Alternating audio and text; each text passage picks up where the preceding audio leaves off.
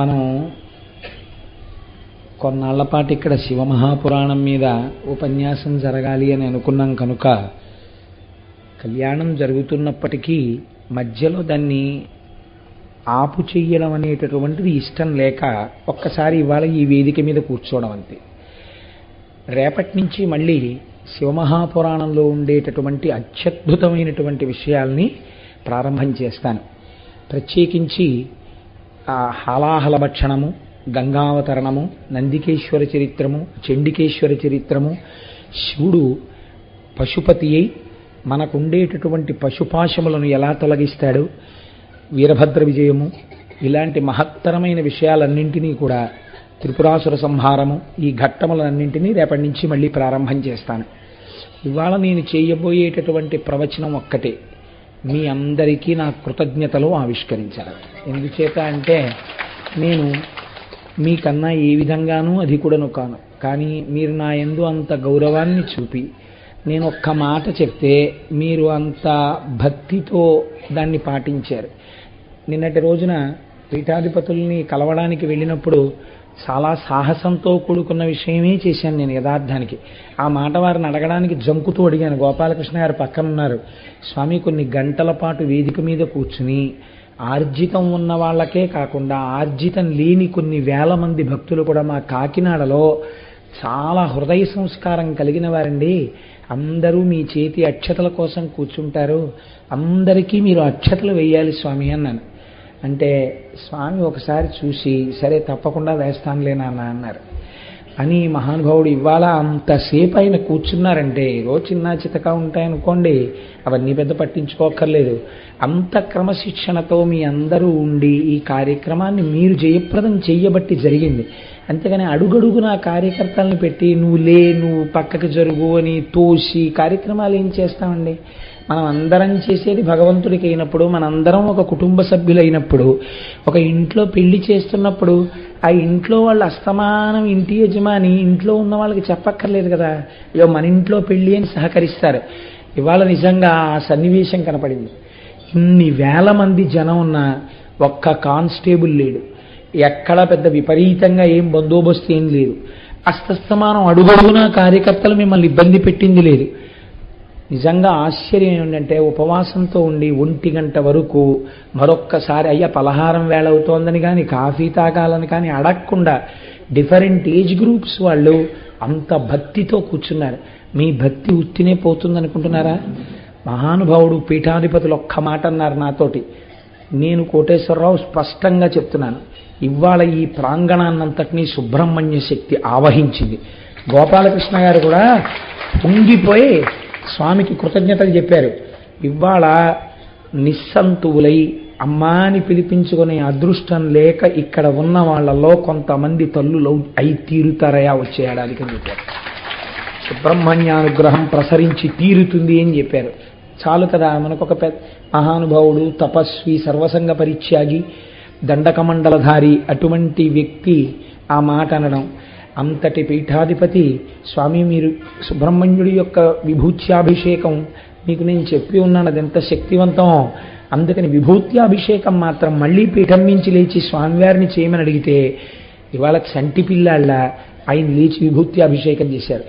స్వామి, అభిషేకం మేము మొదలు పెట్టుకోమా, మీ అమృత హస్తాలతో మొదలు పెడతారా అంటే, నేను ఇంటికి ఒక్కసారి విడిదికి వెళ్ళి మళ్ళీ అనుష్ఠానం చేసుకొచ్చి నేను ప్రారంభం చేస్తాను అన్నాను. ఇవాళ మీ అందరి యొక్క క్రమశిక్షణ చూసి ఆయన పొంగిపోయి ఎంత మాట అన్నారో తెలుసా అండి? మీకు ఒక ఆశ్చర్యకరమైన విషయం చెప్తున్నా. ఈ ఉపన్యాసాలు ఎప్పుడు పూర్తి చేస్తామని అడిగారు. నేను ఏదో తేదీ చెప్పాను, ఓ చిన్న సస్పెన్స్. అందుచేత ఆ రోజు ఏం చేస్తామన్నారు, ఆంధ్రదేశంలో కని విని ఎరుగని రీతిలో కావళ్ళెత్తినట్టే మా వాళ్ళందరి యొక్క క్రమశిక్షణ అటువంటిది. ఆంధ్రదేశంలోనే కని విని ఎరుగని రీతిలో పార్వతీ కళ్యాణం చేస్తాం స్వామి. స్వామి అన్నారు, నువ్వు ఎప్పుడు చేసినా, ఎన్ని కార్యక్రమాలున్నా, ఎంత ఒత్తిడిలో ఉన్నా ఆ కార్యక్రమానికి నేను మళ్ళీ వచ్చి ఆధ్వర్యం వహిస్తాను.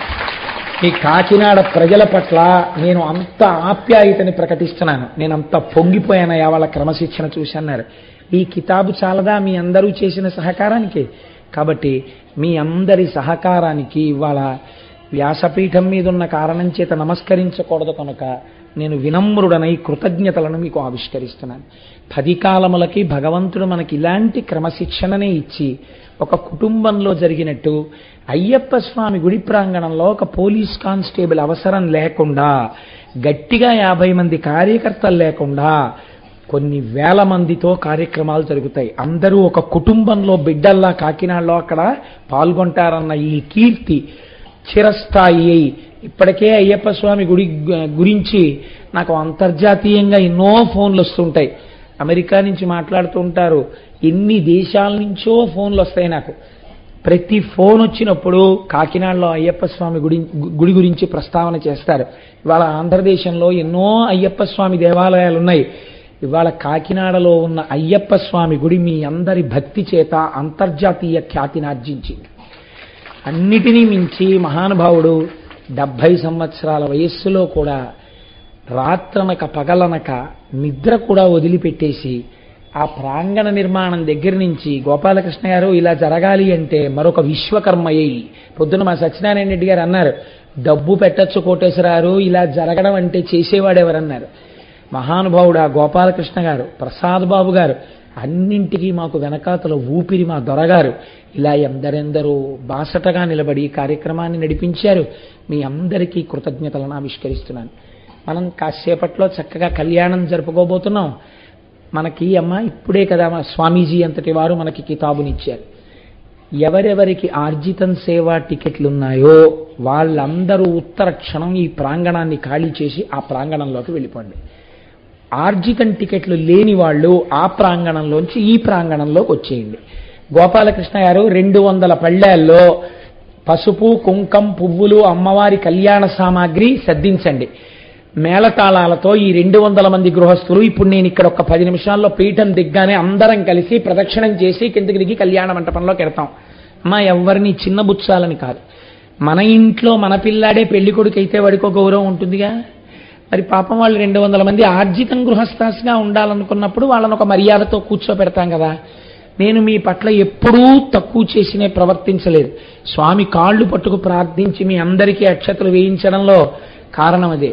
అందుకని ఆర్జితం గృహస్థాస్ అంటే వాళ్ళు ఇవాళంతా ఉపవాసం ఉండి కొన్ని సౌకర్యములు పొంది స్వామి సేవలో ముందుండవలసిన వారు ఇవాళ వాళ్ళున్నారు, రేపు మీరుంటారు ఇంకో సేవలో. మీకు నేను విశ్వ ప్రయత్నం చేస్తున్నాను.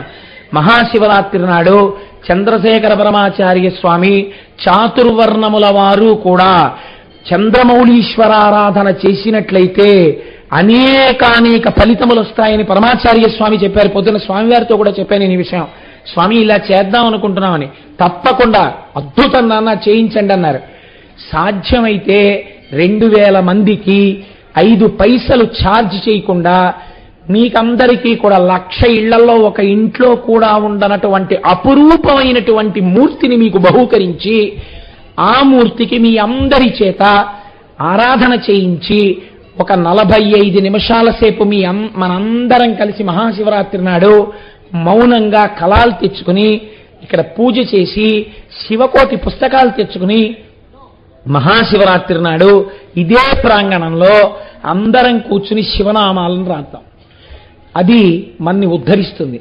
2000 మందికి సాధ్యమైనంత వరకు 5 పైసల ఖర్చు లేకుండా ఈ శివరాత్రి పూజలు చేయించే ఏర్పాట్ల కోసం ప్రయత్నం చేస్తున్నాను.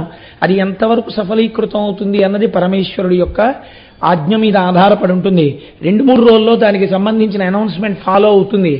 అలా చేయించేటట్టయితే మీకు కూపన్స్ ఇస్తాం. ఆ కూపన్ తీసుకుంటే చాలు, మీరు పూజలో కూర్చోవడానికి అర్హులు. 5 పైసల ఖర్చు లేకుండా మీ అందరికీ ఆ ఫోటో బహూకరించి, ఫోటో అని నేను అనను, అది సాక్షాత్ పార్వతీ పరమేశ్వరులు మీకు ఆ మూర్తినిచ్చి మీ అందరితో ఆ రోజున చంద్రమౌళీశ్వరారాధన చేయించే ప్రయత్నం చేస్తాం. ఏడాదికొక్కసారి మహాశివరాత్రి ఇలాంటి ప్రాంగణాల్లో అలా జరిగితే దేవాలయంలో ఉన్న మూర్తి గొప్ప బలాన్ని పుంజుకుంటారు. ఈ ప్రాంగణం గొప్ప శక్తిని పుంజేసుకుంటుంది. కాబట్టి మనం ఆ రోజున చాలా అందమైన కార్యక్రమం మళ్ళీ చేసుకుందాం. అప్పుడు మీ అందరూ కూడా పాల్గొందరు. కానీ కనుక చిత్తూరు నుంచి మాకు ఇవాళ విశిష్టాతిథిగా వచ్చారు కాబట్టి బాబుగారు మీరు కూడా ఆ ప్రాంగణంలోకి వెళ్ళిపోతే ఒక్కసారి మీరు కూడా కళ్యాణం సామాగ్రి తల మీద పట్టుకుందరు కానీ మీరు కూడా ఊరేగింపులో వద్దురు కానీ అందుకని ఎవరెవరికి ఆర్జిత సేవా టికెట్లు ఉన్నాయో వాళ్ళు మాత్రమే ఆ ప్రాంగణంలోకి వెళ్ళండి. వాళ్ళెవ్వరూ ఈ ప్రాంగణంలో ఉండద్దు. ఆర్జితం టికెట్లు లేని వాళ్ళు దయచేసి ఆ ప్రాంగణంలోకి వెళ్ళద్దు. ఆ టికెట్లు ఉన్న వాళ్ళు ప్రదక్షిణం చేసి వచ్చేటప్పుడు మీరు సహకరించండి. మనం కళ్యాణం తొందరగా మొదలు పెట్టుకుంటే మీ అందరూ చూసేటటువంటి అదృష్టం ఉంటుంది. కాబట్టి మనందరం చక్క సంతోషంగా చూడొచ్చు. కనుక ఇవాళ ఇప్పుడు నేను చెప్పిన ఈ మాటలే ప్రవచనమగుగాక. కాబట్టి ఇంకా ప్రత్యేకంగా ప్రవచనం చేయను, రేపు ప్రవచనం చేస్తాను. మనం ప్రతిరోజు చేస్తున్నట్టు శివాష్టోత్తరం చేసేసి కళ్యాణ కార్యక్రమానికి వెళ్ళిపోదాం. గోపాలకృష్ణ గారు ఈలోగా 200 ప్లేట్లు సిద్ధం చేయించేసేయండి అయ్యా. కాబట్టి అందరూ చెప్పండి అమ్మా. స్వామి కళ్యాణం అక్కడ అవుతుంటే ఇక్కడ శివనామాలు చెప్పి బయలుదేరితే పొంగిపోతాడు తండ్రి. ధవలవపుషమిందోర్మండలే సన్నివిష్టం భుజగవలయహారం భస్మదిగ్ధాంగమీశం మృగయ పరశుపాణిం చారు చంద్రార్ధమౌళిం హృదయ కమల మధ్యే సంతతం చింతయామి. శివో మహేశ్వర శంభో పినాకీ శశిశేఖరః వామదేవో విరూపాక్షః కపర్దీ నీలలోహితః శంకరః శూలపాణిశ్చ ఖట్వాంగీ విష్ణువల్లభః శపి విష్ణోంబికానాథ శ్రీకంఠో భక్తవత్సలః భవః సర్వస్త్రిలోకేశ శితికంఠః శివాప్రియః ఉగ్ర కపాలీ కామారీ అంధకాసురసూదనః గంగాధరో లలాటాక్షకాలకాల కృపానిధిః భీమ పరశుహస్తశ్చ మృగపాణిర్జటాధరః కైలాసవాసీ కవచీ కఠోరస్త్రిపురాంతకః పురుషాంకో వృషభారూఢో భస్మోద్ధూళిత విగ్రహః సామప్రియః సర్వమయస్త్రైమూర్తిరనీశ్వరః సర్వజ్ఞ పరమాత్మా చ సోమసూర్య అగ్నిలోచనః